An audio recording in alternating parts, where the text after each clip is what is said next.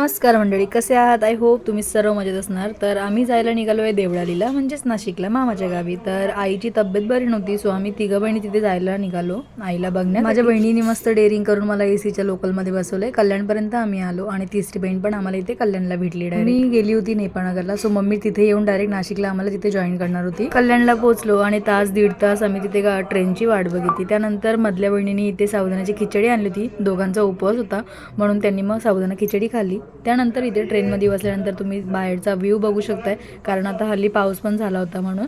इथे डुगूची मस्ती चालू आहे. तावणी मस्त जांभूळ घेतले खायला आणि मस्त खाल्ले पिले संपवले आणि मला खाली पॅकेट दाखवते. त्यानंतर आम्ही घेतला मस्त मेंदूवडा. दोघा बहिणींना पण खाऊ घातला. त्यांना म्हटलं माझ्यासोबत असताना उपवास पकडायचा नाही, मग दोघांनी पण खाल्ला.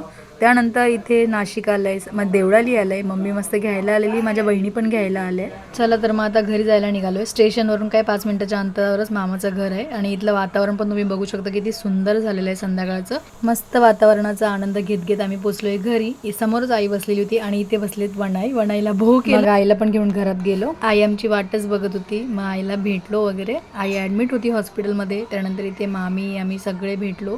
मस्त चहा पाणी झाला. मामीने मस्त स्वयंपाक रेडी करून ठेवला होता. इथे मी आले मस्त माझ्या अवतारामध्ये. इथे डुगूचं कौतुक होतंय खूप. मामीनी त्याच्यासाठी सँडल घेऊन आल्या होत्या.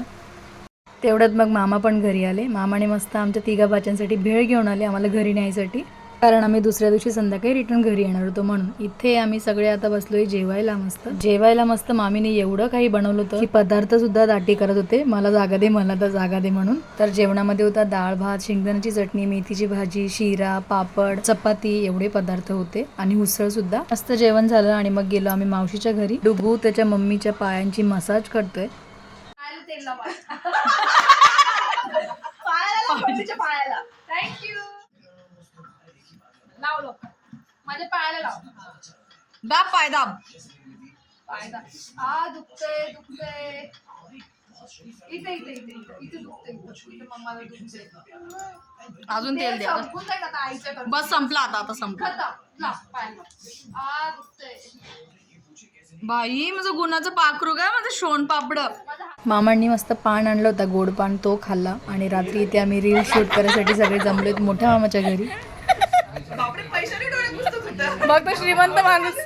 मामाचं घर थोडं मोठं असल्या कारणामुळे आम्ही तिथे सगळे जमतो, सगळे कझन्स. आम्ही मस्त चहा झाला आमचा 11 सव्वा 11 वाजता. इथे प्रेमची मस्ती बघा. आणि हा रील शूट करायसाठी इथे पावडर लावतोय. अशा 2-3 रील शूट करून घेतल्या आम्ही. जर तुम्हाला त्या बघायच्या असणार तर तुम्ही इंस्टाग्रामला नक्की जाऊन बघा, वर्षा हटकर चॅनलवर. व्हिडिओ आवडल्यास नक्की लाईक कमेंट शेअर करा. Bye bye.